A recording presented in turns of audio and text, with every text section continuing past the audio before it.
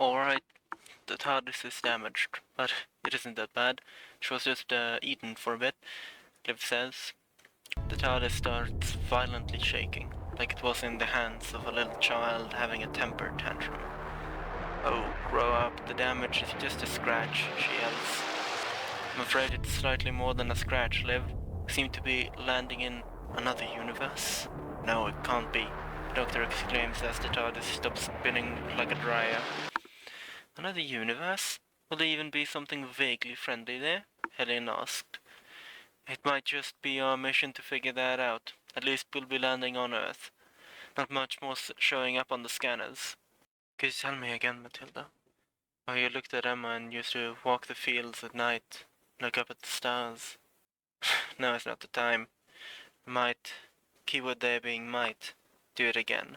I don't get why you're so obsessed with it. Oh, no reason. I just want to remember what the sky looks like.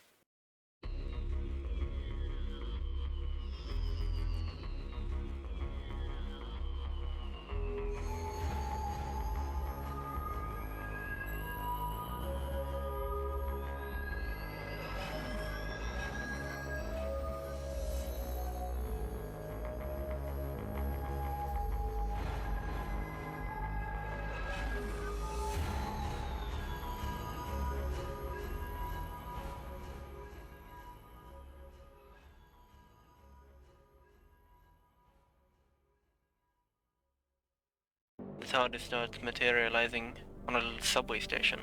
The name Hornstull is visible on a sign behind it. The doors open. Oh, what's this? Subway station? Never thought I'd feel safe here, Helen stated calmly. Abandoned at 8 o'clock in the morning. Strange, but who knows? Might just be an extra cold Christmas, the Doctor said in a weary way. What's Hornstull? Liv interjected. TARDIS, the translation matrix is out. She was already not doing well, now she needs motivation to get out of bed each morning, was the Doctor's answer. Yeah, but what does it mean? Liv asked, slightly annoyed. Swedish for the Gate of Horns. We're standing in a version of Stockholm. Stockholm? I always wanted to go. So much history and such nice reading spots, Helen said. Rör inte. A voice came from behind them. Ni vill inte dela fläsket eller? No, Helen spat out. We're just English tourists. Borde inte vara möjligt. A man, covered in clothes from head to toe, said. Ut, kom ner hit. Min engelska är piss. A person came down the stairs located behind the covered man. The exit sign pointing towards her also read Hornstull. Tourists? I don't think that's possible, the person said. Why not? The Doctor asked. You three live under a rock? The sun has melted everything in the outside world. There's nothing that isn't part of that flesh monster. If you've been here the last 3 or so months, then we would have run into you. Are we supposed to believe that? No, I'm genuinely asking, was Liv's reaction. We leave now. No more sounds. I can hear it coming from down the tunnel. 5 people standing on the platform started moving slowly towards the deactivated escalators that led to the station's exit. Looking towards Helen as they were walking up the escalator, the Doctor quietly asked, how did you come up with us all being tourists? I just kind of panicked, I guess, she responded, whispering. You wanted us to be tourists and tried to will us into existence by saying that we are. Am I close? Doing like she said, be quiet. The Doctor looked puzzled as he walked towards the ticket booth. What's your name? He asked the person presumably named Ruth. Is her name even important anymore? She asked back. We're so few now. The flesh cut off Lily Holman after just a week. Now I can't trade with anyone on the Green Line because it cut off Slussen. It's just me, Richard, Lucas, and Matilda. Give me a moment, I'm gonna check over the comms with the others. She tapped on the microphone inside the booth.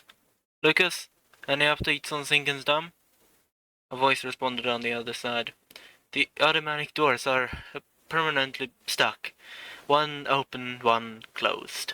It sounded like the one talking was both frightened and relieved at the same time. Matilda? Ruth asked. I found an unopened underground shop on one side. Might just have enough supplies to sustain us for another 2 weeks, a cold voice said. Rickard, till Mariatorget, Ruth commanded. His garment started flapping in the wind as he ran down the escalator. Lucas was not the bravest man. Quite frankly, he was a scaredy cat, and he knew it. Any sound that he heard didn't just make him flinch, it startled him. The singing of 1,000 voices starting to be heard around him, it right is saying he was paralyzed. I'm impressed. This flesh thing has consumed most people you ever knew, and still just keep calm and carry on, Helen said. Is there anything we can do to help? Do you have a new son or divine intervention up your sleeves? Rose joked. I don't think I have that, but I do have. A voice was heard from the comms. It was Lucas. Could someone please come here? I'm hearing something from outside in the tunnels. Singing coming from downstairs started filling their ears. It sounded like a choir of human mimics. Ruth held up a singular finger and opened a door leading to a room full of security cameras, giving Lucas a little response with a quiet, yet still audible taps on the door. He knew he would have to face this alone. They all entered and watched these crude humanoid figures dance past. They were either unaware or uninterested in the TARDIS. Richard had almost reached Sinkin's Dam and could hear them following. One of their voices was mimicking his mum's. Var inte blyg pojk, vi gästar hemma. Visar dem hur bra du dansade med Veronica under skoldansen. Another one, his father. Inte varje dag farsgubben är hemma, ge mig en kram. We saw as a couple of them started slithering onto the platform. The security room was small and had very poor ventilation, but enough oxygen if they all kept calm. One of the cameras showed around 20 melting into one as they reached the station exit. Matilda was standing in the back door of the shop she had found, trying to find somewhere to jab her crowbar through. Trying the first spot, her crowbar almost broke in half. Trying the second, she exercised caution and was careful with the pushing, eventually pushing the door away from its lock. She couldn't go in just yet. She needed someone on lookout in case it came. She knew backup was coming, but also she knew that the tunnels were long. Sitting on the bench close to the door, she imagined herself back to those evenings she used to have. Those that felt like a free trial of heaven. Just being with her friends, with Emma, playing cards, making jokes, talking about sweet nothings, looking up at the sky.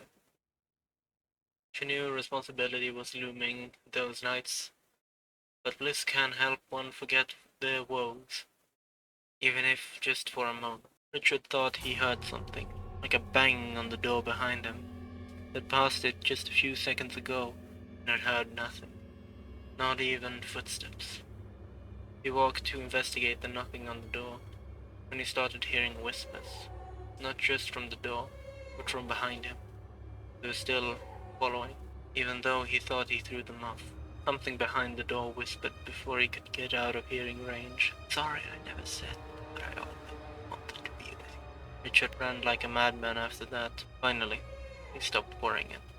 Richard badly reached Maria Toriet before they caught up with him, his face mask wet with memories of what was taken from him.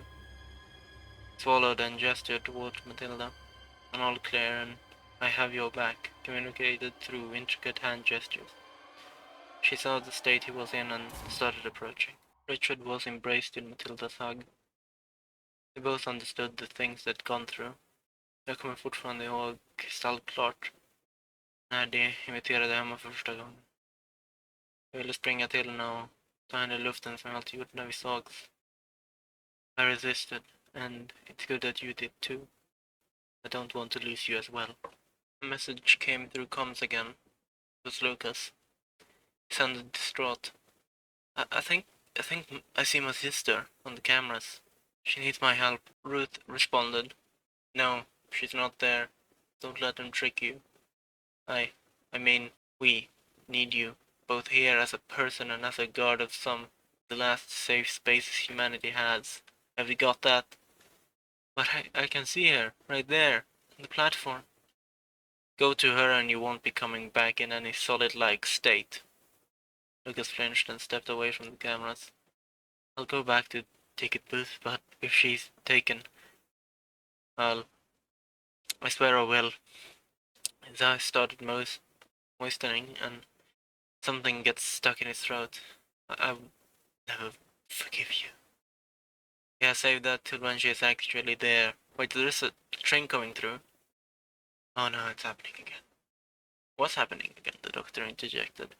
I don't know, but he keeps seeing visions of people getting driven over by trains. I think I should go to him, the doctor said as he turned around and started walking through the tunnel towards Dinkinsdom, before anyone could stop him. Arriving at the station, he called out Lucas's name, trying to get him to respond. There was nothing. He walked up to the platform and saw that the door on the side was closed, and the automatic sensors were either not registering him or the door was just stuck. Using his sonic screwdriver, he made a little wedge between the door and the wall. It was just big enough for him to push and get through. Then it hit him, how truly empty it felt. As he approached the escalators, he had been here before, and when this station was filled on both sides, both getting on and off. This feeling must have been much worse for someone living here, seeing what I saw every day, getting it stretched away, he thought. And he finally found Lucas sitting in the booth, and still and as silent as a statue. Hello there, Lucas, the doctor said as he approached. Are you alright? Lucas simply moved his eyes towards him, then moved them back. Look, I'm not here to hurt you. I just want to know about the people you see. Did you know them before all this happened? Lucas stands up. You'll just think I'm crazy like everyone else thinks. Lucas puts his hand in front of his face and sits in the corner, like a child hiding from the big bad monster.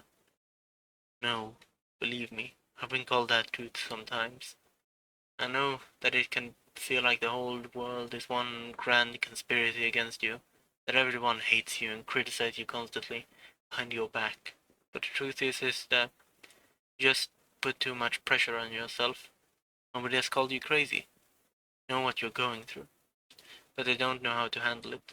They barely know how to handle themselves because everyone feels this way at one point or another, especially now in crisis. Best you can do is talk about it, so he can connect you back to the green line. Then we might just be able to find someone you can talk to about this. Communication is key, even if I struggle with it sometimes. Get up. Flesh is far away. The doctor reaches out with one hand to help Lucas to his feet. It happened first when I was young, playing faces in the darkness.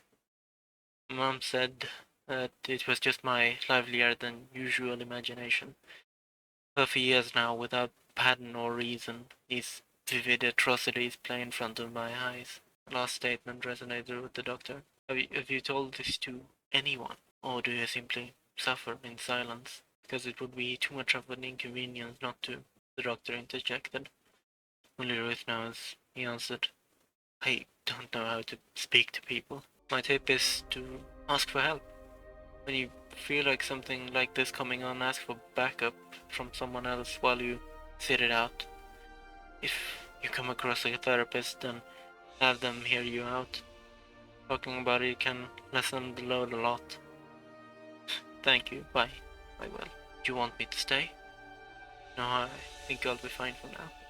Take care. Coming back, the doctor decided to sit and think of a way to make the station more safe against the flesh. After a while, the doctor suddenly looked like he had a plan. We need to make an electric barrier on all sides, so that they can't get through. That might work, but I don't think we have enough metal to make a fence, Ruth said.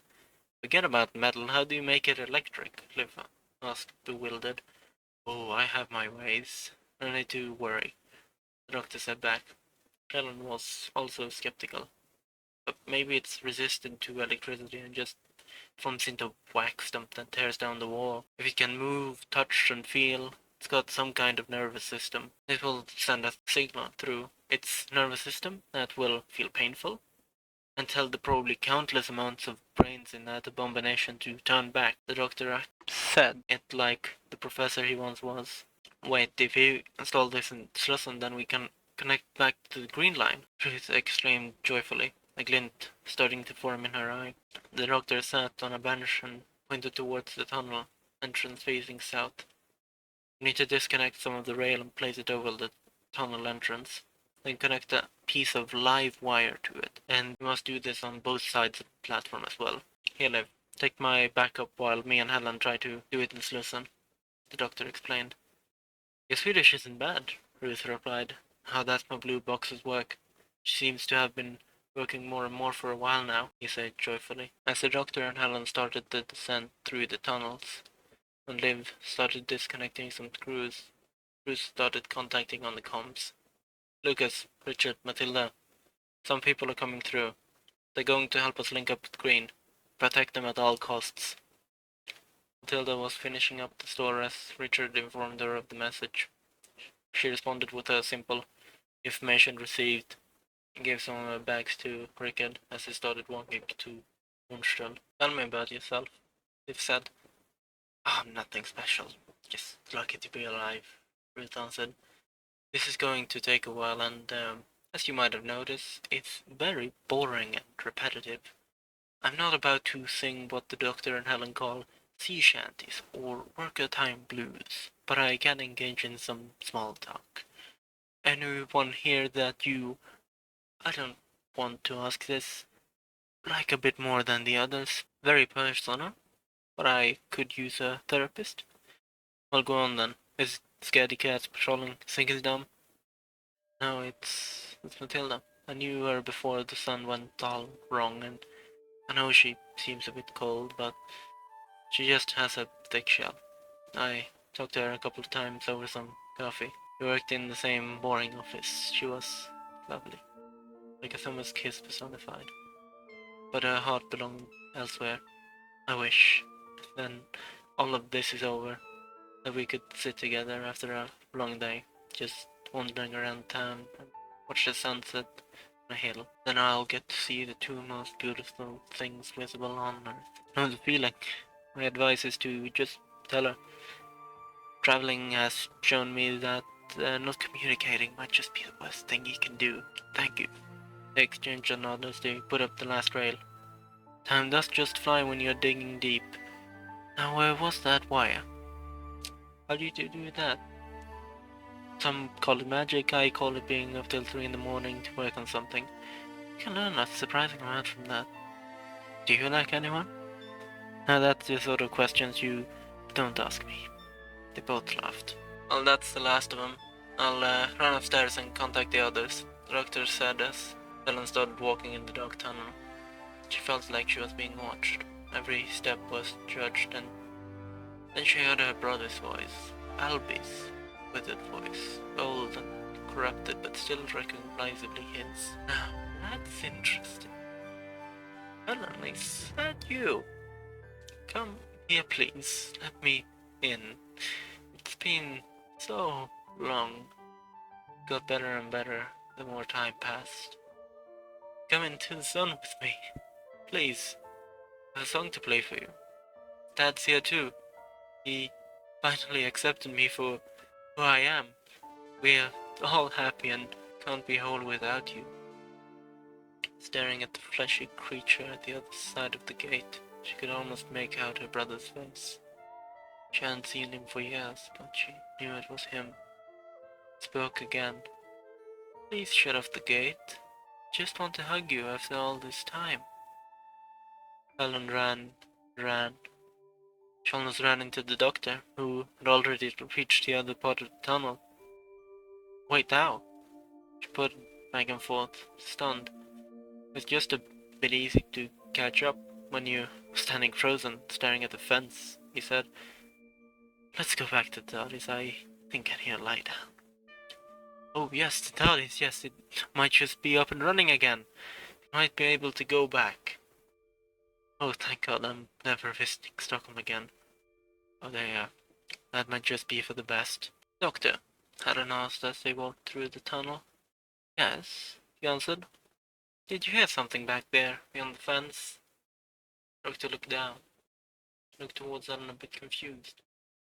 What do you mean? I mean, did you hear any voices while I stood in place? Anyone talking or something similar? Helen said as they started seeing some light at the end of the tunnel.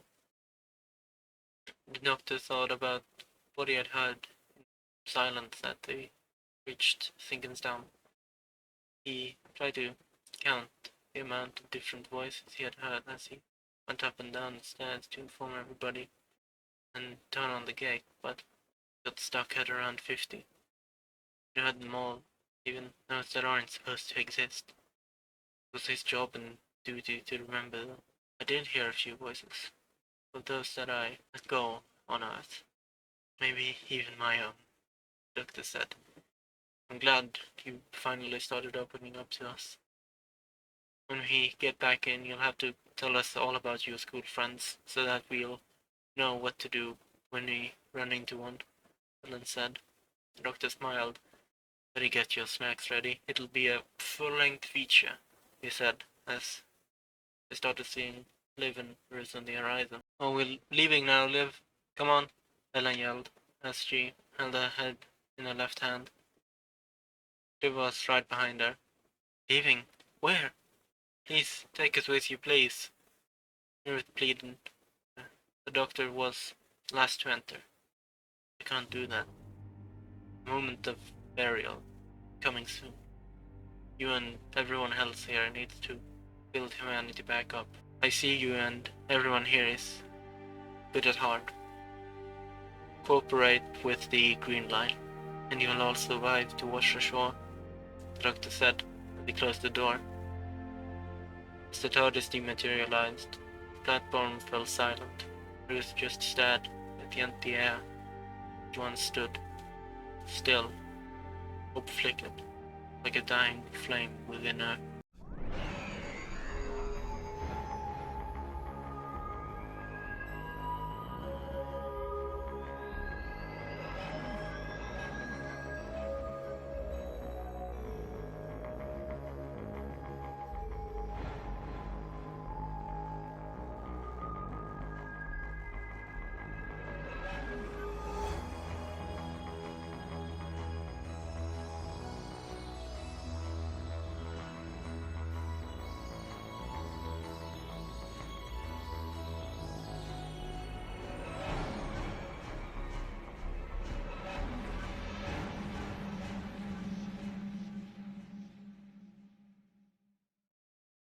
You have been listening to Doctor Who, The Universe Where Day Broke, a Peer Studios production. Everything done by Alexander Pshamani, and special thanks to Forrest Alec.